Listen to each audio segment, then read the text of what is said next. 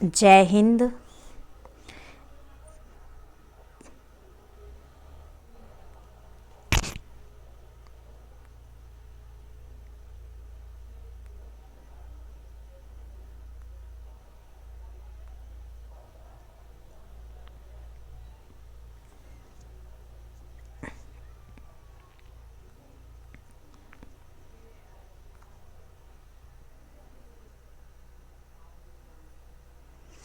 जय हिंद। एमपी पटवारी परीक्षा के लिए इम्पोर्टेंट क्वेश्चन देखेंगे आज हम। ये है सामान्य प्रबंधन के क्वेश्चन आंसर हैं, ठीक है। चलिए देखते हैं।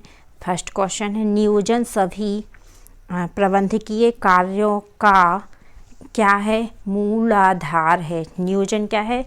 नियोजन सभी प्रबंधकीय कार्यों का मूल आधार है। नेक्स्ट क्वेश्चन है, लूथर गुलिक द्वारा प्रतिपादित POSDORB सिस्टम का प्रथम अक्षर P प्रयुक्त हुआ तो किस लिए हुआ है? ये नियोजन के लिए, ठीक है। नेक्स्ट है, हेनरी फेयोल द्वारा प्रयोग किए गए शब्द PREVOYANCE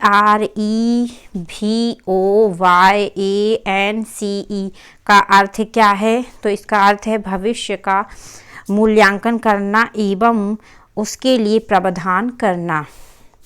नेक्स्ट क्वेश्चन है, पूर्वानुमान सार है तो किसका सार है? ये नियोजन के लिए, ठीक है। नेक्स्ट, नियोजन विभिन्न प्रकार के पूर्व अनुमानों का, चाहे वे अल्पकालीन हो या दीर्घकालीन हो, सामान्य हो या विशिष्ट का संश्लेषण है। यह कथन किसने दिया है? तो हेनरी फेयोल ने दिया है। अब इसको ऐसे याद कर सकते हैं जैसे कि अब कोई पूर्वानुमान लगाएगा अल्पकालीन या दीर्घकालीन या सामान्य या विशिष्ट जैसे भी, तो कोई अपन तो हैरानी हो जाएंगे कि देखो क्या इंसान है, क्या पूर्वानुमान लगा रहा है पहले से ही।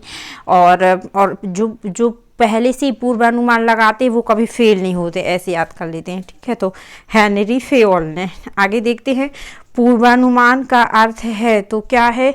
भविष्य के गर्त में झांकना। हाँ, पूर्वानुमान अपन लगाते हैं और फिर से अपन को ये पता चलता है कि भविष्य में कहीं हम गर्त में तो नहीं जाएंगे या कुछ भी, तो भविष्य के गर्त में झांकना पूर्वानुमान कहलाता है, ठीक है। नेक्स्ट है, जहाँ हम हैं तथा जहाँ हम जाना चाहते हैं उसके बीच की दूरी को बांटता है। क्या बांटता है? नियोजन, ठीक है, ठीक है। आगे है, नियोजन है तो क्या है?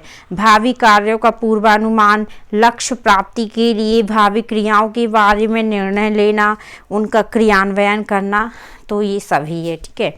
आगे देखते हैं, क्या, कैसे, कौन, कब किया जाएगा, ये तत्व है किसका है? ये नियोजन के तत्व हैं।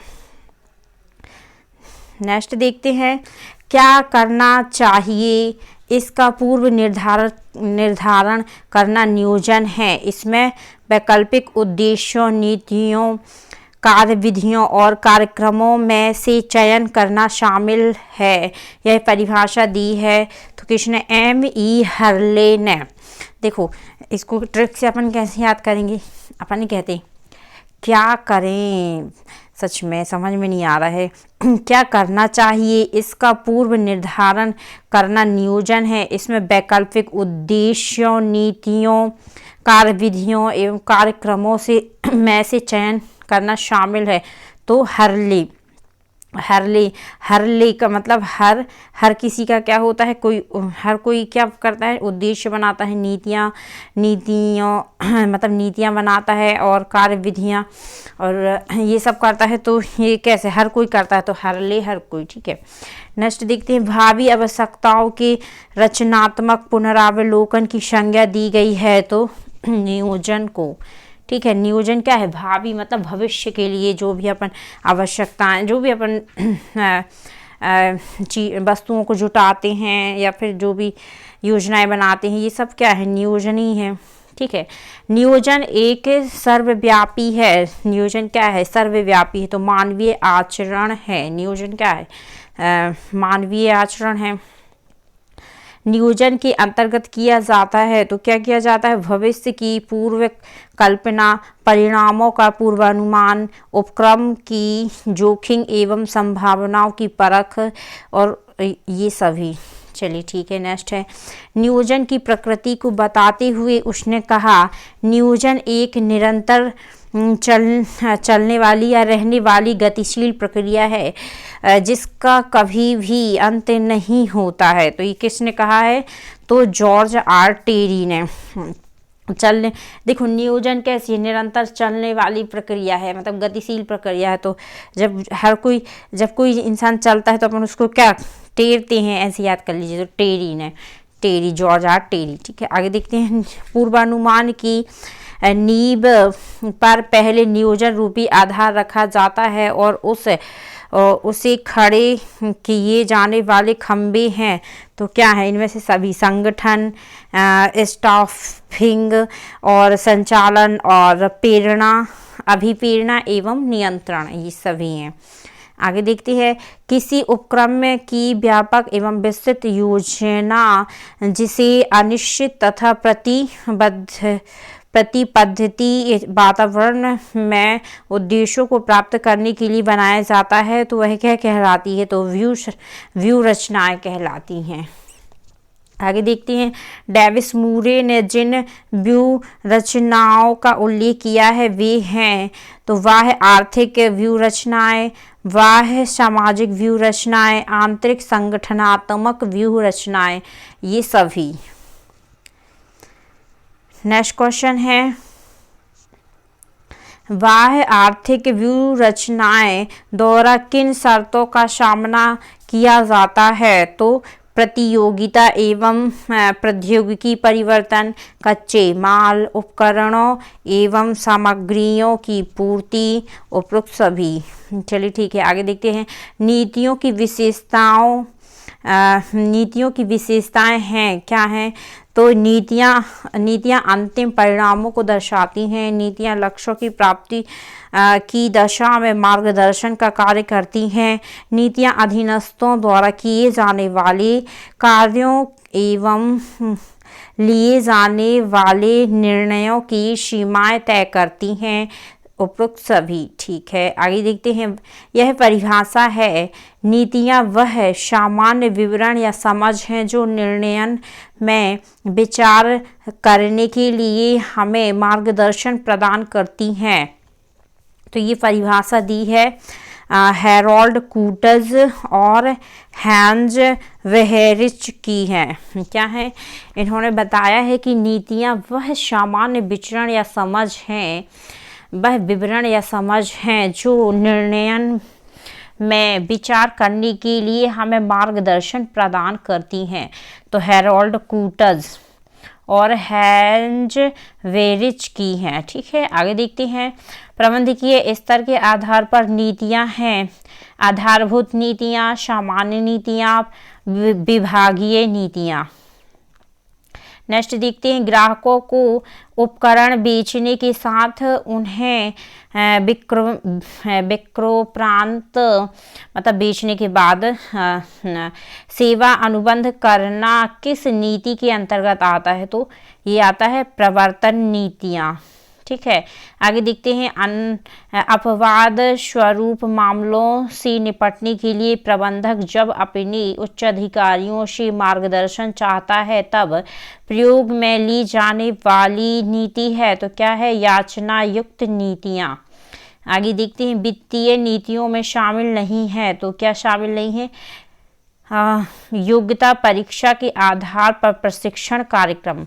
ठीक है, मतलब इसी क्वेश्चन को समझते हैं। वित्तीय नीतियों में शामिल है, तो क्या है? वित्तीय नीतियों में शामिल है पूंजी की प्राप्ति, अवक्षयण विधि और उपलब्ध कोपों का उपयोग। नेक्स्ट देखते हैं सेबी वर्गीय नीतियों में नहीं आता। क्या नहीं आता? उत्पादन चयन। बाकी क्या क्या आता है?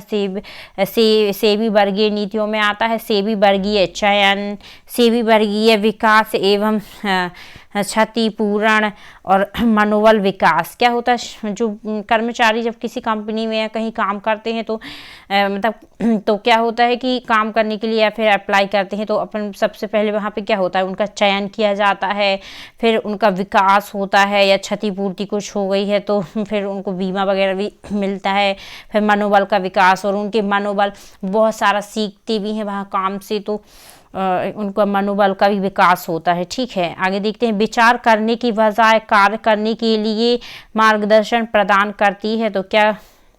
कार्यविधि। कार्यविधि क्या? कार्यविधियाँ क्या करती हैं? मार्गदर्शन भी प्रदान करती हैं। ठीक है, नेक्स्ट है विक्रय, लेखांकन, उत्पादन एवं सेबी वर्गीय विभागों में कार्य करने संबंधी निश्चित निर्देश उदाहरण है। तो काय के उदाहरण हैं ये? कार्य विधियों की।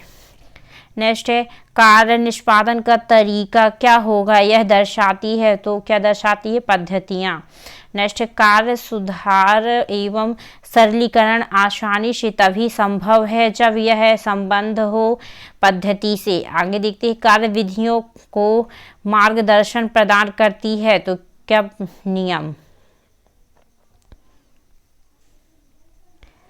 नेक्स्ट है ये निश्चित होते हैं तथा इसमें स्व निर्णय के लिए कोई स्थान नहीं होता, ये होते हैं नियम होते हैं। आगे देखते हैं इनका क्षेत्र विस्तृत होता है, इनका कार्य निर्णयन में विचारों का मार्गदर्शन करना होता है और ये स्वविवेक की अनुमति देते हैं, इन्हें कहा जाता है। तो क्या कहा जाता है? नीतियाँ। आगे देखते हैं ये दोनों दर्शाते हैं कि नियोजन और नियंत्रण कार्यों में घनिष्ठ संबंध भी हैं। तो क्या है? नियम एवं कार्यविधि। आगे देखते हैं किसी कार्य को करने की अंतिम सीढ़ी है। क्या है? लक्ष्य। आगे देखते हैं ये ना केवल नियोजन का ही बल्कि संगठन, निर्देशन और नियंत्रण का भी अंतिम बिंदु होते हैं, ये हैं। तो क्या है? लक्ष्य। नेक्स्ट, नियोजन के बाह्य परिसरों में शामिल होने वाले कारक हैं। तो क्या है? रोजगार एवं कीमत स्तर और राजनीतिक स्थिरता का स्तर एंड उत्पादकता और आय की प्रवृत्ति। तो ये सभी। आगे देखते हैं नियोजन परिसरों के निर्धारण में महत्वपूर्ण होता है तो पूर्वानुमान लगाना। ठीक है, आगे देखते हैं नियोजन परिसरों के निर्धारण हेतु पूर्वानुमान लगाने के लिए स्रोत होते हैं। क्या होते हैं? सरकारी प्रकाशन और वित्तीय संस्थाओं के प्रकाशन, गैर सरकारी प्रकाशन एवं विभिन्न पत्र पत्रिकाएं। तो ये सभी। आगे देखते हैं नियोजन प्रक्रिया का तृतीय चरण है तो वैकल्पिक मार्गों का निर्धारण करना। आगे देखते हैं जिस बिंदु पर योजना स्वीकृत की जाती है उसे कहते हैं तो निर्णय बिंदु। आगे देखते हैं सर्वश्रेष्ठ मार्ग का चयन बिंदु यह दर्शाता है कि यहाँ से योजना का समापन होता है। आगे देखते हैं हैरोल्ड कूटज और हैंज वीरिच ने नियोजन के कितने सिद्धांतों का उल्लेख किया है? तो 10। आगे देखते हैं हम सर्वोत्तम कार्य मार्गों का चयन तभी कर सकते हैं जब सीमित तत्वों की पहचान कर ली जाए और उनके समाधान या विकल्प ढूंढे जाएं। नियोजन के जिस सिद्धांत का अर्थ है तो ये क्या है? सीमित घटक का सिद्धांत। आगे देखते हैं प्रतिबद्धता के सिद्धांत के अनुसार निर्णय वास्तव में चयन होते हैं और ये वचन संबंधी होते हैं। तो इनमें से सभी क्या होते हैं? कोष से, प्रतिष्ठा से और प्रक्रियाओं के निर्देशन से। नेक्स्ट है वह सिद्धांत जो नियोजन की प्रक्रिया पर लागू होता है, अपने पथ की निरंतर समीक्षा करता है तथा लक्ष्य प्राप्ति हेतु आवश्यकता अनुसार वांछित परिवर्तन करता है, कहलाता है। तो क्या कहलाता है? नाभिकीय परिवर्तन का सिद्धांत। नेक्स्ट है हम कहाँ हैं और हम कहाँ जाना चाहते हैं, इस अंतराल के बीच सेतु बंधन मतलब पुल का कार्य करता है। तो क्या करता है? नियोजन। नेक्स्ट है नियोजन की प्रक्रिया के निर्धारण के साथ प्रारंभ होती है। तो क्या? लक्ष्य एवं उद्देश्य। नेक्स्ट है परिणात्मक रूप से व्यक्त की गई परिणात्मक रूप से व्यक्त की गई योजना कहलाती है। तो क्या कहलाती है? इसका आंसर बताएं आप लोग। नेक्स्ट है इसका नेक्स्ट क्वेश्चन देखते हैं। इसका आंसर आप लोग बताइए। फिर है इसके बाद है प्रबंध का नियोजन कार्य किया जाता है तो उच्च स्तरीय प्रबंध द्वारा। एक मिनट।